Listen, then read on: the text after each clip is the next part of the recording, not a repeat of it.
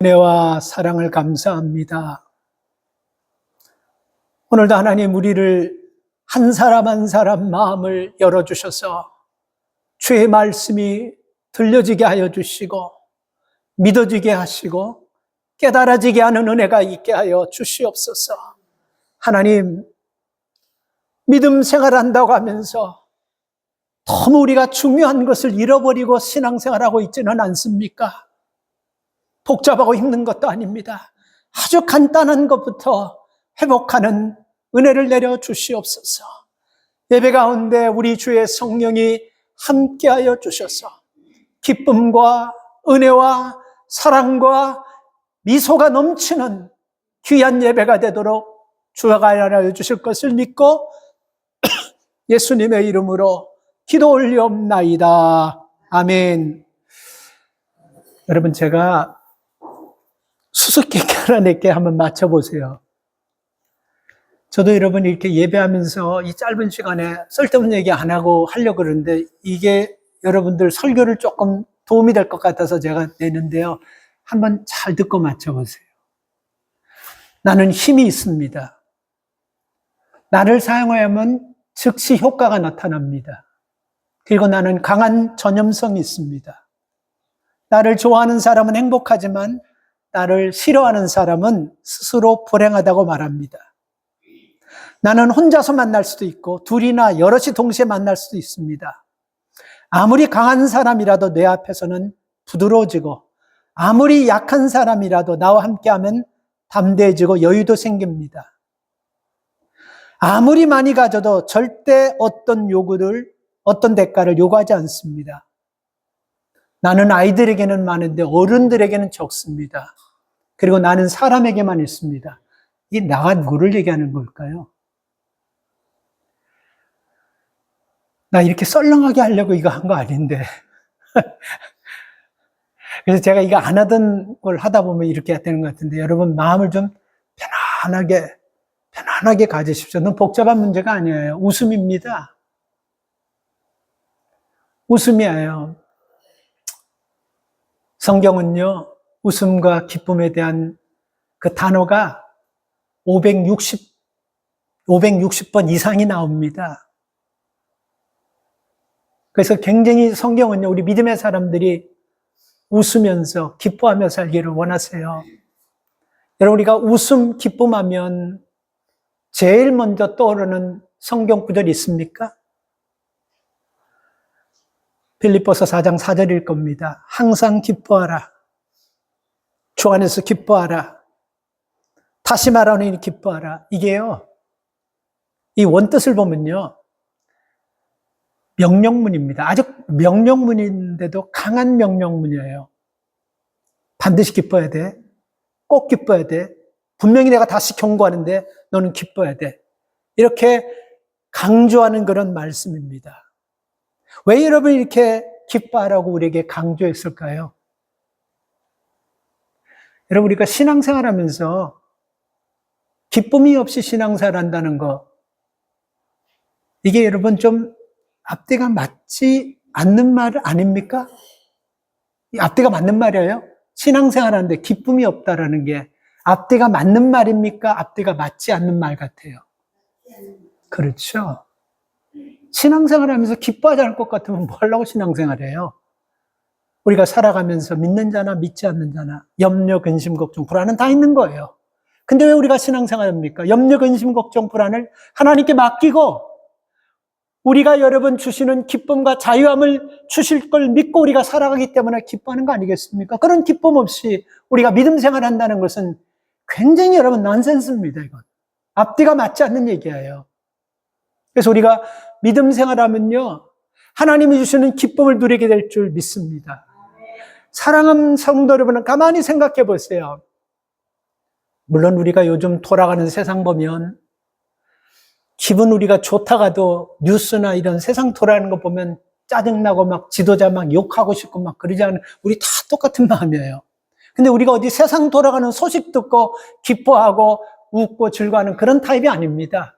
우리 스타일은, 예수 믿는 스타일은요, 하나님께서 나를 살려주신 것에 감사하면서 기뻐하고 지금 내 환경과 상황, 이런 모든 여건들이 좋지 않아도 하나님께서는 모든 것을 협력해서 선하게 만드실 것을 믿고 기뻐하며 감사하는 것. 이게 성도들의 삶인 것입니다. 잠언 19장 12절에 보면요. 왕의 노함은 사자의 부르짖음 같고 그의 은택은 풀 위의 이슬 같다. 여기서 여러분 원뜻이 이 풀 위의 이슬 같다라는 원뜻은요.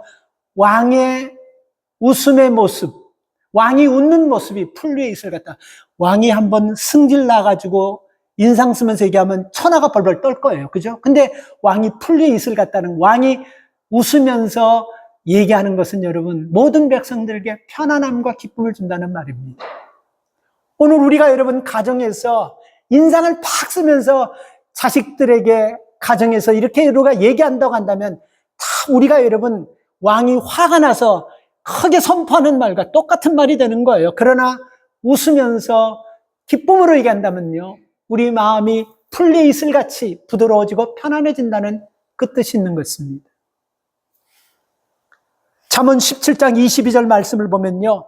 마음의 즐거움은 양약이라도 심령의 근심은 뼈를 마르게 한다. 마음의 근심은요, 뼈를 마르게 해요. 뼈를 마르게 한다니까. 마음의 근심이 이거요. 이게 존 홉킨스에서 이거 연구하기 시작했어요. 마음의 즐거움은 양약이 되는데 마음의 근심은 이게 이 성경 구절 하나가 존 홉킨스에서 연구하기 시작했습니다. 뭐냐면요. 이게 진짜 여러분 마음의 즐거움이 양약이 되는 것이 그 연구했어요. 연구하고 있어요, 지금도요. 그러면서 여러분 그 존 홉킨스에서 하면서 그 글을 하나 쓴 거를 보면서 이 마음의 웃음은 우리가 여러분 조깅하는 것과 똑같다라고 그렇게 얘기해요. 우리가 많이 웃으면요, 달리기 했을 때 여러분 조깅했을 때 얻는 그런 효과를 여러분 우리가 얻는다는 것입니다. 그러면서 거기에 있어요. 우리가 몸을 움직일 때 이 내장 전체가 다 이렇게 달달달달달 떠는 거예요. 이게 다 움직이는 거예요. 그래서 여러분 암세포나 병균들이 우리 신체에 딱 붙을 때 가만히 있으면 착 붙어가지고 자꾸 자라는 효과가 빠르지만 자꾸 움직이면요, 이게 어지간한 것은요 붙었다가 떨어져 버린다는 거예요. 굉장히 설득력이 있더라고. 그렇지 않습니까? 그래서 우리가 자꾸 웃는 것은요 조깅하는 것과 똑같다라는 것입니다. 여러분 우리 삶 속에서 보면 여러분 어떻습니까? 웃음을 잃어버리고 내가 살고 있지는 않습니까? 그렇게 생각해 본 적 없어요? 저는요 참 웃음을 많이 웃었던 사람이에요. 참 웃음을 그리고 다른 사람이 어떤 문제 어떤 걸로 하나 놓고 금방 저는 이상하게 여러분 계속해서 아주 깔깔 아주 박장대소 하는 그런 성격이 있었습니다. 그래서 친구들도 뭘 그렇게 심하게 웃냐라고 저게 막 핀잔 줄 정도로 한번 웃으면 굉장히 나는 심한. 그런데 언제부턴가 그런 웃음이 없더라고요. 여러분 어떻습니까? 예수 믿으면서 웃으면서 삽니까? 웃지 못하는 이유가 뭡니까? 왜 여러분 우리가 웃지 못할까요?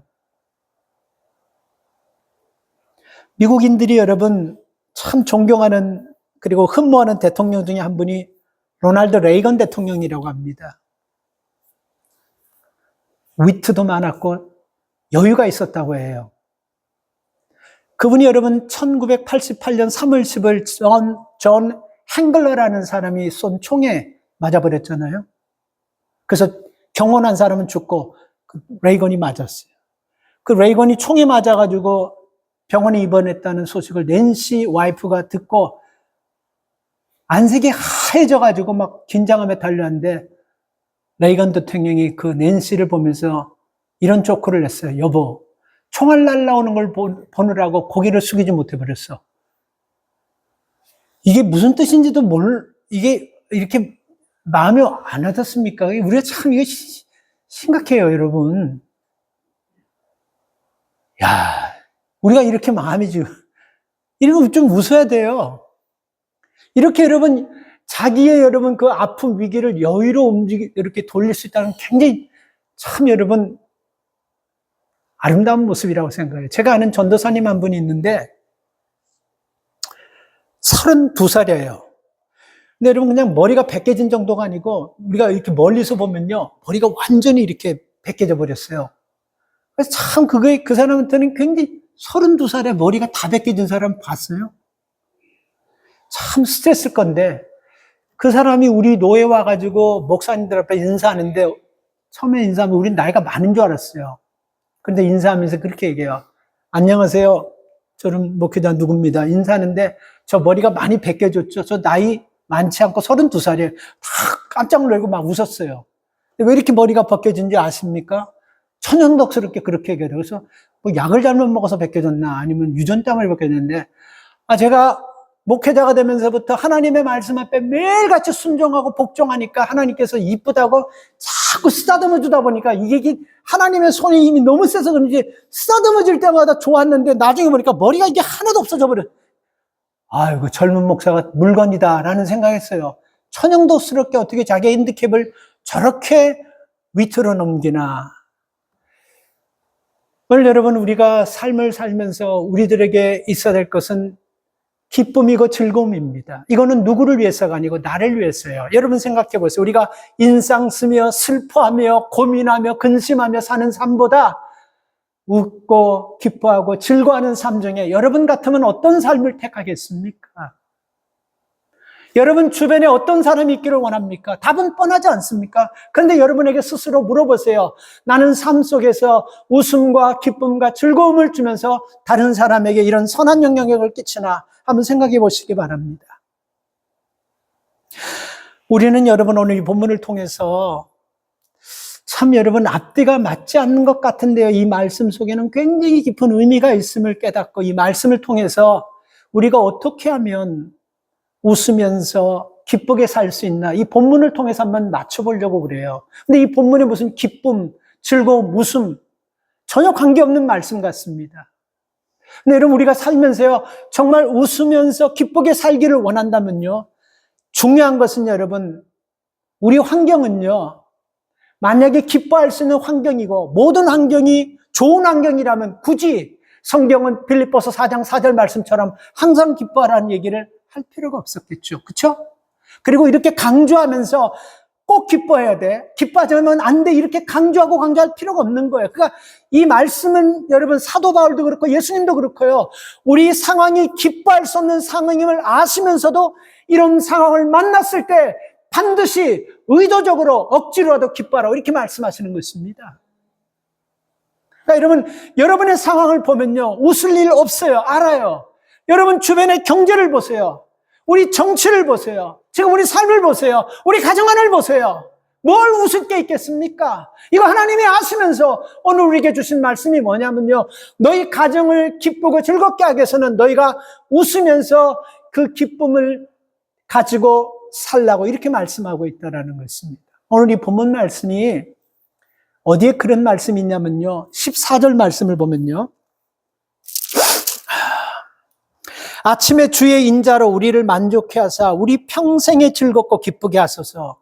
현대인의 성경을 보면요. 동틀 때부터 우리가 일어나가지고 아침부터 우리가 즐거워하면서 평생을 살게 현대인의 성경이 이렇게 나왔어요.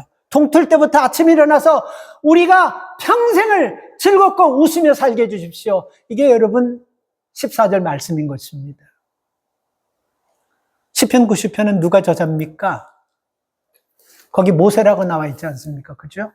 모세가 이 시편을 어떤 상황에서 썼나 우리가 이게 중요합니다. 이 시편 90편은 언제 모세가 어떤 상황에서 썼냐면요. 그 주석을 보니까 시편 90편은 민수기 14장에 보면요. 가데스바니아 사건에서 쓴 것입니다. 가데스바니아 민수기 14장에 나온 사건 아시죠? 이스라엘 백성들이 가나안에 들어가기 전에 각 지파대로 대표 하나씩 뽑아가지고 가나안을 점탐하고 오라 그랬어요. 그렇죠? 그리고 나 정탐하고 와가지고 12명 중에 10명이 우린 거기 들어갈 수 없습니다. 우린 그들과 싸우면 게임도 안 되고 우린 죽습니다. 우리는 그들이 우리를 보면 우리는 꼭 메뚜기 같습니다. 이렇게 해가지고 여러분 모든 백성들이 이제 우리가 가나안에 들어가서 하나님이 주시는 젖과 꿀이 흐르는 땅에 들어가겠구나 생각했는데 우리는 그 땅에 들어갈 수 없다고 한 사람도 두 사람도 아니고 6명 가지고 6명이 있으면 투표해가지고 결정할 건데 10명이 못 들어간다고 하니까 백성들의 마음이 무너져 버리는 거예요. 그리고 나서 백성들이 그 분노와 화와 섭섭함을 누구에게 폭발하냐면요. 저 지도자 모세가 우리를 잘못된 길로 끌고 와가지고 다 우리를 죽음으로 우리가 몰아넣으려고 한다 하면서 분노가 막 일어나 버렸어요. 그래서 백성들이 돌을 들어서 우리가 저 모세를 죽이고 우리가 새로운 지도자를 막 세우자고, 이때 모세가 드린 기도가 14절입니다.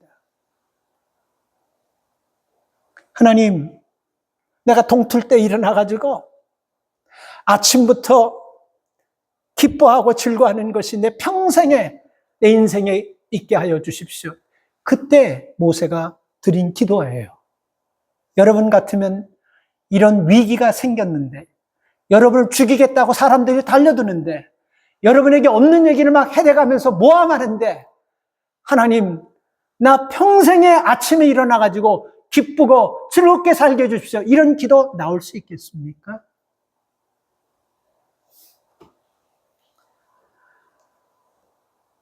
이스라엘 백성들이 자신을 죽이려고 하고 원망하는 상황에서 아침에 하나님의 인자하심으로 만족을 주시고 평생 즐겁게 살기를 간구하는 이 모세의 기도가 오늘 우리의 기도 제목 되기를 바랍니다. 그래서 여러분, 우리 가정이 평생 기쁨과 웃음이 끊이지 않냐고, 그 기쁨과 웃음이 우리 자녀에게도 흘러가고 우리 손들에게도 흘러가서 하나님 평생 우리가 행복하고 기쁘게 살아갈 수 있는 복을 주십시오. 이 기도할 수 있기를 바랍니다. 여러분, 우리가 예수 믿고 구원받고 이 땅에서 우리가 영원히 100년, 1000년까지 사는 것이 아니고 천국 가서 영원히 산다는 그 기도 제목을 가지고 사는데, 이 땅에 잠깐 살면서 왜 슬프게 살고, 왜 곤고하게 살고, 왜 아프게 살고, 왜 슬프게 살려고 합니까? 아깝지 않으세요? 제가 지난주에 이 설교를 준비하기 위해서 100살 넘은 분들, 96세 된 분들, 이런 분들이 여러분 인터뷰한 것을 몇 개를 들으면서 공통점이 뭐냐면요, 여러분이 어느 날 아침에 일어났을 때 내 나이가 됐다고 한다면 기쁠 수 있겠습니까? 이런 얘기.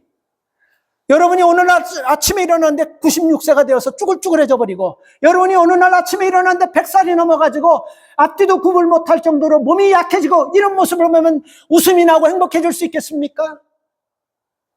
그러나 여러분들도 언젠가는 어느 날 갑자기 이런 날이 반드시 올 것입니다 하면서 한 얘기가, 그 시간이 있을 때 지금 기뻐하고 주변의 사람들을 친절하게 대하고 그 주변 사람들과 행복하게 웃으면서 사세요.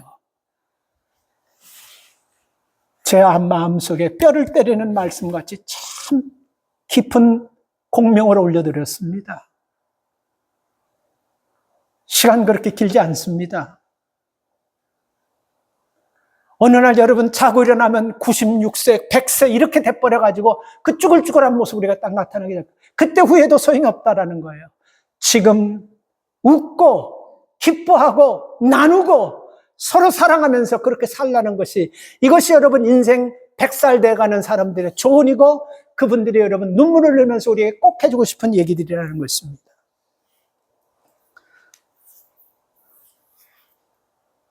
그렇지 않습니까, 여러분? 모두가 다 기쁜 환경이 있고 좋은 환경이 있다고 한다면 웃지 못할 사람이 어디 있고 기뻐하지 못할 사람이 어디 있겠어요? 바보 아니면 비정상인 사람들이라 그러지. 다 상황이 좋으면 다 웃는 거예요. 그럼 우리 상황이, 우리가 살아가는 이민의 삶이 만만치 않습니다.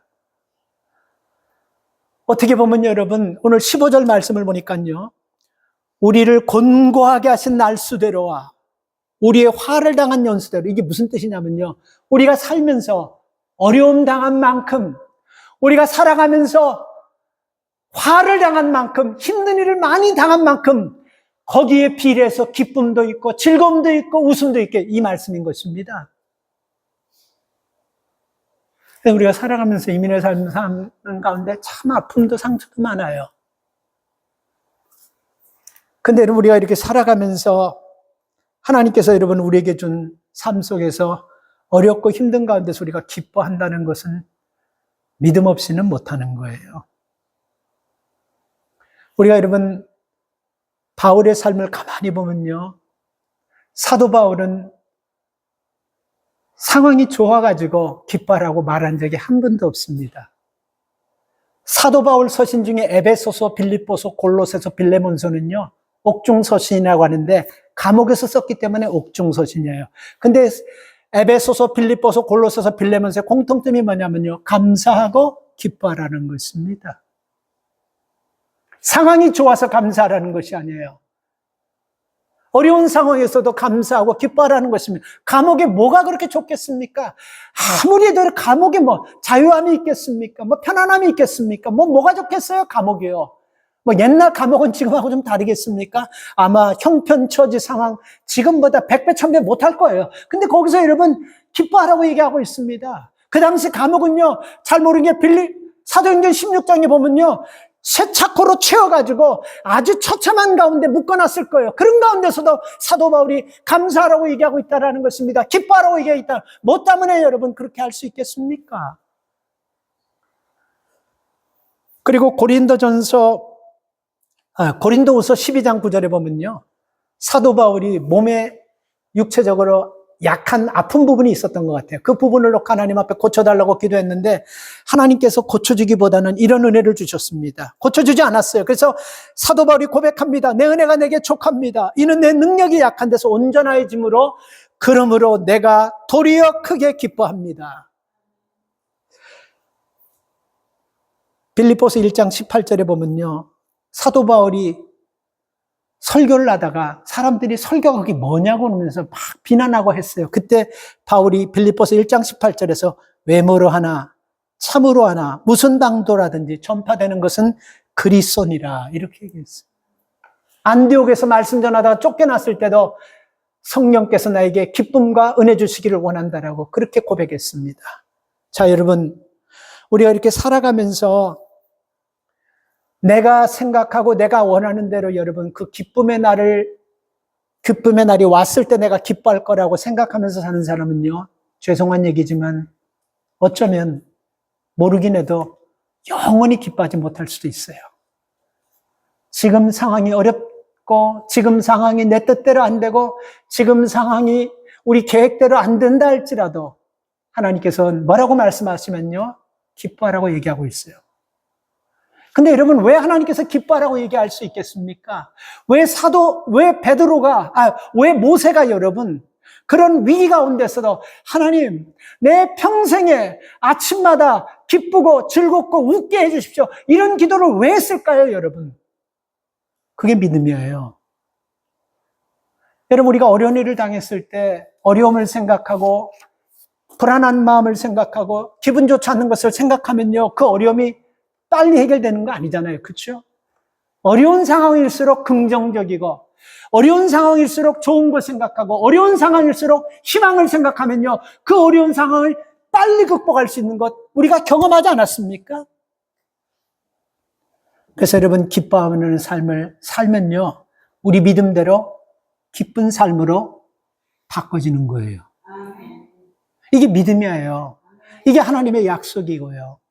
그래서 오랫동안 수십 년 동안 이 의학에서 여러분 웃음을 연구했던 사람이 웃으면 즐거운 기분이 되는가 아니면 즐거운 기분이 웃음을 짓게 하는가, 또 웃음이 감정을 불러일으키는가 감정이 웃음을, 이것 가지고 어떻게 보면 결함이 먼저냐 닭이 먼저, 이건데 계속해서 연구하다가 얻은 결론이 뭐냐면요, 이 의학자들의 의학에서 나온 것입니다. 사람이 자꾸만 그래도 어려운 상황에서도 기뻐하면 그 문제가 빨리 해결되고 어려운 상황에서 자꾸 어렵게 생각하면 그 문제가 점점 더 깊이 빠져들어간다, 이렇게 여러분 결론이 났어요.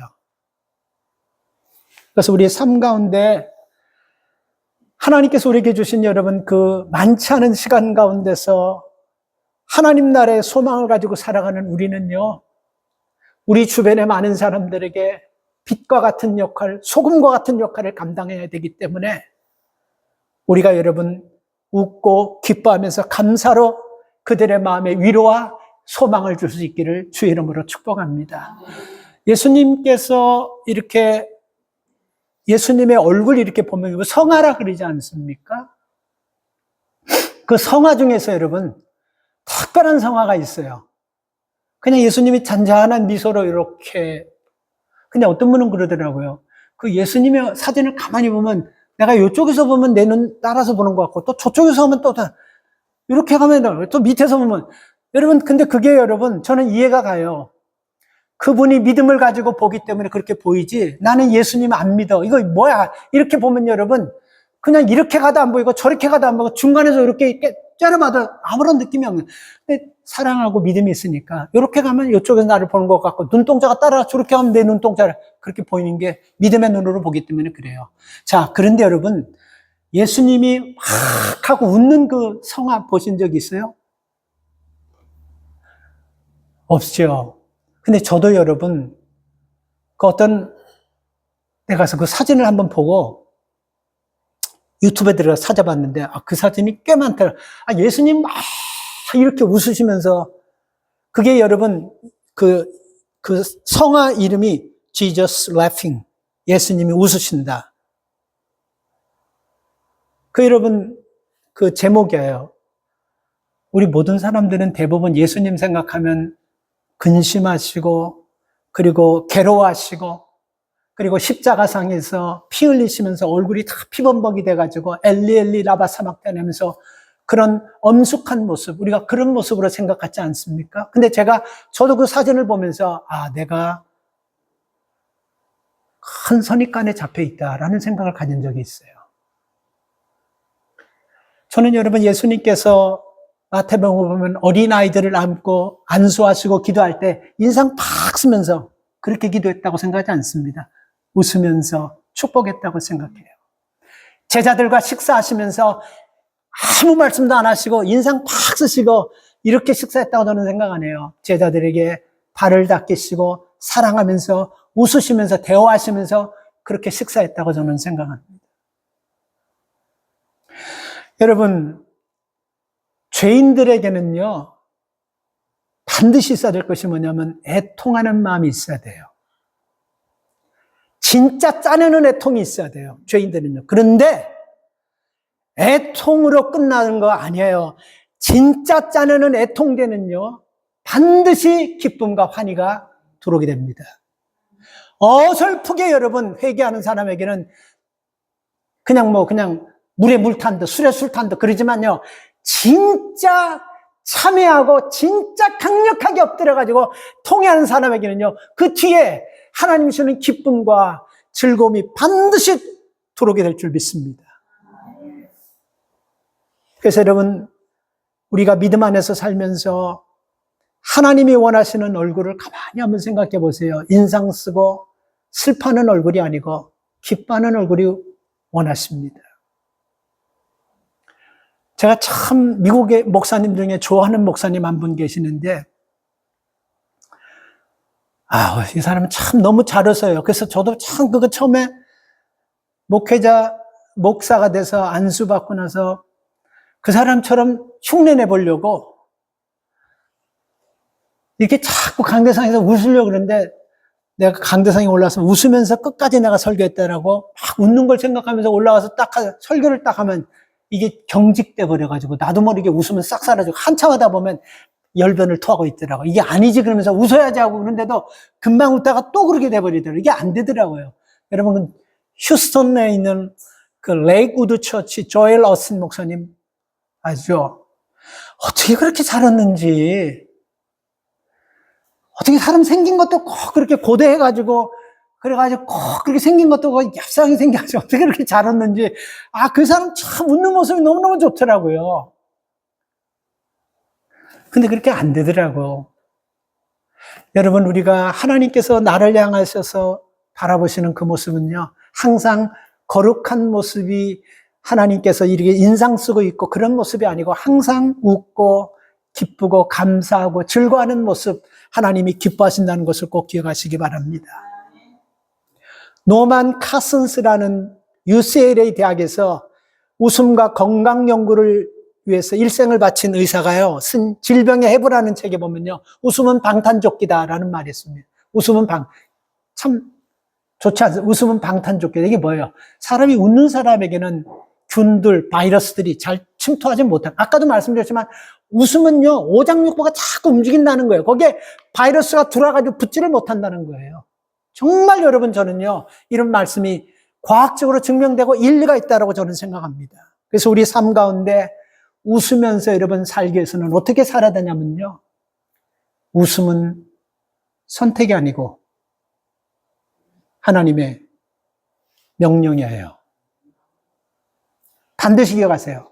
그래서 데살로니가전서 5장 16절 18절에 보면 항상 기뻐하고 항상 기도하고 쉬지 말고 기도하고 범사에 감사하고 이는 그리스도 안에서 너희를 향한 하나님의 뜻이니라. 이 하나님 뜻이에요. 그래서 우리가 좋아서 웃는 것이 아니고 좋은 일만 있어서 기뻐하는 것이 아니고 우리가 항상 하나님의 명령임을 믿고 여러분 어려운 일 가운데서 우리가 웃고 기뻐할 때 위기가 기쁨으로 변화될 줄 믿습니다. 두 번째 여러분 우리가 웃으면서 행복한 가정, 행복한 삶을 살기 위해서는요. 과거에 지나온 아픔들을 기억하기보다 하나님께서 과거에 나를 인도해 주시고 현재도 나를 인도해 주시는 그 주님을 기억하면서 웃으며 살기를 바랍니다. 그래서 여러분 우리가 과거에 무엇을 기억하면서 사냐는 것은 내 인생의 방향을 확 바꿔버립니다. 우리가 여러분 과거를 생각하면서요. 우리가 하나님이 나와 동행하시고 나를 지켜주신 삶을 사는 그런 삶에는 여러분 여유가 있고 기쁨이 있고 웃음이 있을 수밖에 없어요. 그렇지 않습니까? 근데 여러분 과거를요 슬픔을 찾아가지고 생각하고 아픔을 찾아가지고 생각하고 비통함을 찾아가지고 그런 것만 생각하는 사람에게는 뭐가 있겠습니까? 늘 불안한 거예요. 아무도 맡기지 못하는 거예요. 아무도 믿지 마. 심지어는 부모도 자기 자식도 주변에 아무도 없어요. 왜? 아무도 믿지 못하는 거예요. 늘 슬픔, 아픔, 상처, 비애 이런 것만 생각하네요. 그 인생이 어떻게 되겠습니까? 그래서 여러분 우리가요 무엇을 기억하냐에 따라서 생각이 달라지고 말이 달라지고 표현이 달라지고 인생 방향이 달라지는 거예요.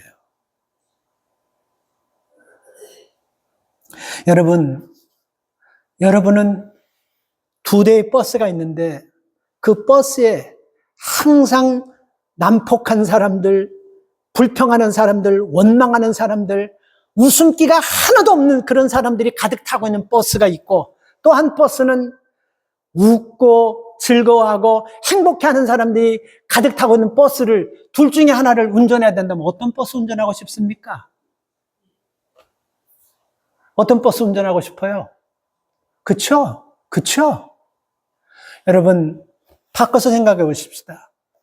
여러분들의 자녀들이 그 두 중에 버스 중에 만약에 타기를 원한다면 어떤 버스를 타기를 원하겠습니까? 그쵸? 답 나오죠? 여러분이 가정을 이끈다고 한다면 어떤 가정의 가장이 되고 싶습니까? 여러분이 자녀들이 어떤 가정에 속하기를 원하는지 한번 생각해 보세요. 우리 아이들은요, 돈 잘 주고 용돈 펑펑 주고 사달라는 거 다 사주는 그런 가정보다는 여러분 웃음이 있고 여유가 있고 기쁨이 있고 아들을 믿어주고 아들에게 용기 주고 아들아 아빠는 너를 믿어 너는 지금 정체했지만 반드시 하나님이 내 길을 열 거야 희망을 주고 웃음을 주는 그런 가정에서 아이들이 자라고 싶어하는 거 여러분 그거 아세요? 그래서 여러분 우리는 과거의 아픔 어려움들을 자꾸 생각하면서 살지 마시고 하나님께서 과거에 나를 인도하셔서 그리고 앞으로 나를 인도하실 것을 믿고 웃고 기뻐하며 살아야 됩니다. 여러분 모세가 오늘 14절 15절의 이 기도를 가만히 한번 생각해 보세요. 만약에 모세가 과거에 아픔에 잠겼고 실패에 잠겼고 상처에 잠겨 있다고 한다면 이렇게 평생에 내가 아침마다 웃을 수 있는 그런 믿음을 이렇게 기도 못했을 거예요. 모세는 여러분 사람을 죽여가지고 그 왕실에서 하루의 아침에 쫓겨나 버렸잖아요. 그리고 이스라엘 백성들에게 히브리 사람들에게 얼마나 상처를 많이 받았습니까? 근데 그런 걸 생각하면서 여러분 모세는요 생각하면 절대로 여러분 이런 기도 못 드렸을 거예요. 그러나 모세는 과거에 붙잡히지 않았습니다.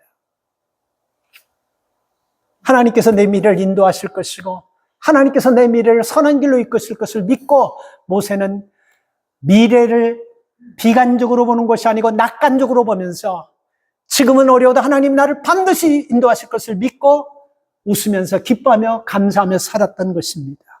그래서 우리가 지난 세월 여러분 아픔이 많았습니까? 괴로움이 많았습니까? 어려움이 많았습니까? 오늘 15절, 아까 읽었지만 15절 말씀처럼 곤고한 날이 많았습니까? 화를 당한 날이 많았습니까? 자, 저를 보세요. 그렇다면 여러분, 오기를 가지고라도 하나님, 내 인생에 곤고한 날과 화를 당하는 날이 많았는데 지금부터는 억울해서라도 하나님 기뻐하면서 웃으면서 살 수 있는 날을 만들어, 이렇게 우리가 기도해야 되지 않겠습니까? 나 하나님 이렇게 예수 믿으면서 곤고하고 혼란을 많이 받았는데 이제는 하나님 내 인생의 황금기가 되게 하여 주시고 우리 가정의 황금기가 되게 하셔서 이제는 하나님 웃음이 터지고 기쁨이 터지는 삶을 살 이 고백과 이 기도가 우리에게 있어야 될 줄 믿습니다. 그래서 여러분 우리는 믿음 안에서 산다라는 것은요, 하나님의 은혜를 받고 산다는 것이고 하나님의 은혜를 받은 사람들은요, 억지로라도 의도적으로라도 자꾸 나를 인도하신, 나를 선하게 이끌으신 그 하나님을 기억하면서 웃을 수 있기를 주의 이름으로 축복합니다. 왜냐하면 전염성이 있어요. 전염성이. 우리가 웃는 것이 다른 사람에게 전염성이, 제가 설교하기 전에 수수께끼 하나 냈지 않습니까? 굉장히 전염성이, 굉장히 강해요. 전염성이 있어요. 얼마 전에 여러분 코미디언 전유성 씨가 죽었어요. 난 근데 그 사람이 그렇게 훌륭한 사람인지 몰랐어요. 참 사람이 괜찮더라고. 후배 코미디언들을 참 길을 터주려고 한약은 돈 벌려고 하기보다 후배 양성하는데 그렇게 했더라고요. 근데 그 사람이 76세에 죽었어요. 제가 어렸을 때 그 전유성 씨가 웃기는 것 좀 많이 봤는데 요즘은 몰랐는데 뭐 어디 가서 뭘 하다가 갑자기 이렇게 죽은 걸 이렇게 보니까 그 사람이 그렇게 참 인생을 멋지게 살았다는 것을 느꼈어요. 야, 참 무척 많이 왔더라고. 후배인지 선배인지 많은 사람들이 와서 거룩하게 애도하는데 모두가 울고 슬퍼하는데 거기 어느 날 거기 한 사람이 딱 왔는데 그 이름은 김정렬. 숭구리당당 궁당당했던 그걸로 인기를 떨었던. 나 거기서 여러분 그 전효성 씨가 죽어가지고 시신 넣고 모든 사람이 다 슬퍼한데 거기서 개다리 춤추면서 모든 사람을 다 웃겨버리더라고. 그걸 보면서요, 야, 이 전염성이라는 것은 굉장히 중요하다는 생각 들었어요. 모두가 다 슬픈 분위기와 아픈 분위기가 있는데 한 사람이 여러분 그렇게 웃기고 그렇게 여러분 즐거움을 주니까 그 장례식장에서조차도 여러분 모두가 다 웃어버려 버리더라고요. 오늘 우리가 웃는 것은 나 하나로 끝나는 것이 아니고 우리 가정과 우리 자녀들을 회복을 시키고 그들을 기쁘게 만드는 길로 인도하는 굉장히 중요한 힘이 있다는 걸 여러분 꼭 기억하시기 바랍니다. 그래서 제가 수수께끼 낼 때 나는 굉장히 힘이 있고 그리고 나를 사용하는 순간 바로 힘이 나타난다는, 그게 여러분 웃음이라는 것입니다. 마지막으로 여러분, 우리가 웃음으로 행복한 가정을 만들려고 하면요, 하나님께서 내 삶의 미래를 쥐고 계신다. 내 삶의 미래는 하나님의 손에 달려있다는 걸 꼭 기억하시기 바랍니다. 여러 번 강조한 말씀 중에 제가 우리 미래에 대해서 참 많이 말씀드렸지만 우리 미래는 결정되지 않았습니다. 정해지지 않았다니까요. 믿으세요. 희망 아닙니까? 신앙적이지 않게 들릴 수 있지만 100% 저는 신앙을 가지고 개런티합니다. 이거 확신합니다. 우리 미래 정해지지 않았어요. 내가 어떻게 하냐에 따라 우리 미래는 바뀌어질 수 있어요. 근데 이 정해지지 않은 미래, 아직도 되지도 않는 미래를 놓고 우리가 낙관적이고 비관적이고 우리가 그렇게 생각하지 말라는 거예요. 우리 미래는요, 하나님의 손에 달려 있어요. 그래서 우리가 이 미래를 가지고 걱정하고 슬퍼하며 염려하기보다는 하나님께서 이 미래를 통해서 나를 바르게 인도하시고 기쁨을 주시고 즐겁게 인도할 거라는 믿음을 가지고 오히려 우리가 즐거워하면서 하나님을 향해 나아갈 때 우리 미래는 더 밝을 줄 믿습니다. 그래서 여러분, 절대로 들어오지도 않고 결정도 되지도 않고 아직도 생기지 않는 그 미래를 놓고 비관하지 마세요. 왜 모세가 이런 기도를 하게 된 동기도 이런 뭐냐면요, 민수기 14장에서 그 사람들이 정탐하고 와가지고 자신들이 정탐한 가나안 땅을요 긍정적으로 봤다고 한다면 아마 이런 기도를 안 드렸을 거예요. 근데 비관적으로 봤잖아요. 우리가 그 땅에 못 들어간다. 그러니까 이렇게 비관적으로 보면요, 사람들이 여러분 자기뿐만 아니고 모든 사람들에게까지 다 불안하게 만들고 다 근심하게 만들고 걱정하게 만드는 것입니다. 그래서 우리의 삶 가운데서 가장 중요한 것이 바로 이것입니다. 여러분, 미래는요, 하나님의 손에 달려있기 때문에 하나님은 뭐를 기뻐하시냐면요, 슬퍼하고 염려하고 근심하며 사는 사람보다는 기뻐하고 웃고 즐거워하는 사람들에게 미래의 길을 더 축복되게 열어주신다는 것입니다. 이게 여러분 우리가 믿음을 가지고 살아가는 사람들의 모습이어야 된다는 것입니다. 오늘 여러분 우리 말씀 속에서 우리가 14절 기도가 우리 기도가 좀 될 수 있기를 바랍니다. 하나님, 우리가 아침에 딱 일어나서 항상 웃을 수 있는 그 삶이 내 평생 그 은혜를 받을 수 있게 도와주십시오. 역대상 4장 10절에 보면 야베스의 기도 있죠. 야베스도 여러분 기도할 수 있는 여건이 돼서 상황이 좋아서 그런 기도 아니에요. 야베스도 굉장히 상황이 좋지 않은 가운데서 하나님 앞에 야베스가 이런 기도를 드렸습니다. 하나님, 야베스의 기도입니다. 주께서 내게 복을 주시고 나의 지경을 넓히시고 주의 손으로 나를 도우시고 나를 환난에서 벗어나 근심이 없게 하여 주십시오. 그런데 역대상 4장 10절에 가장 중요한 말씀은 끝의 말씀입니다. 하나님께서 그의 기도를 들으셨다. 이게 중요해요. 지금 우리 상황에서 하나님, 내가 일어나가지고 아침마다 웃을 수 있는 내 평생의 삶이 되게 해주십시오. 사람들이 볼 때는요, 그게 무슨 기도야 하고 웃을 줄 모르지만 아니에요. 하나님께서는 그 기도를 웃으시고 하나님께서는 야베스의 기도를 들어주셨듯이 우리의 기도를 들어주실 줄 믿습니다. 여러분, 좀 힘들어도 의도적으로 기뻐하며 웃으며 즐거워하며 사는 것이 하나님이 원하시는 삶인 줄 믿으시기를 주님의 이름으로 축원합니다. 하나님 감사합니다. 오늘 이 시간에도 주께서 우리에게 주신 이 말씀을 통해서 하나님이 우리를 어떻게 살기를 원하심을 말씀을 통하여 깨달았습니다. 주님, 우리의 삶 가운데 하나님, 기뻐할 수 있는 환경이 아니라도 하나님께서 기뻐하라고 명령하신 말씀을 믿고 우리가 명령 따라 기뻐할 때 어려운 삶이 근심이 기쁨으로 변화될 줄 믿습니다. 하나님, 지나온 삶 뒤돌아보며 슬픔, 걱정, 비관들을 생각하면서 슬퍼하기보다는 나를 선하게 이끄시고 현재도 과거도 이끌어 주실 그 주님을 바라보면서 기뻐하게 하여 주시옵소서. 내 인생의 미래는 하나님의 손에 잡혀 있음을 믿고 하나님은 어떤 인생을 기뻐하냐면 기뻐하고 즐거워하고 감사하는 삶을 기뻐함을 보시고 우리가 이런 삶을 살아가면서 주께서 우리에게 예비하신 복을 받는 주의 백성들 되게 하여 주시옵소서. 예수님의 이름으로 기도 올리옵나이다. 아멘.